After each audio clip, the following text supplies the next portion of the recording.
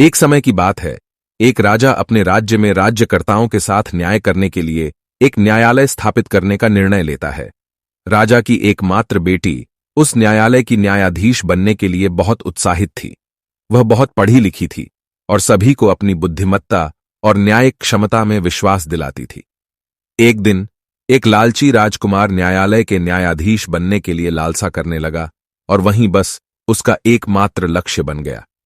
राजकुमार ने अपने पिता राजा से कहा, पिताजी, मैं भी न्यायाधीश बनना चाहता हूं। मुझे इस न्यायालय का शासन करना है और जो कुछ भी मैं कहूं वही फैसला होना चाहिए। राजा ने अपने पुत्र की इच्छा को सुनकर उसे न्यायाधीश बनाने का निर्णय लिया, लेकिन न्यायाधीश के रूप में राजकुमार ने न्याय करना छोड़ दिया।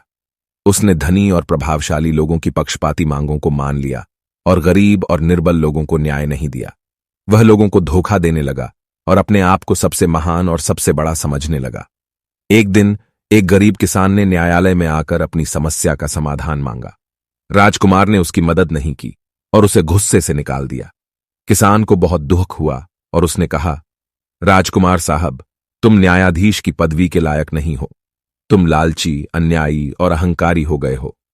इस घमंडी और लालची राजकुमार को अपने अहंकार का एहसास हुआ और उसने अपनी गलती समझी।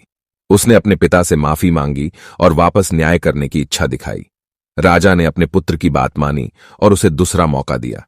इस बार राजकुमार ने ईमानदारी से, न्यायप्रियता से और समझदारी से न्याय किया।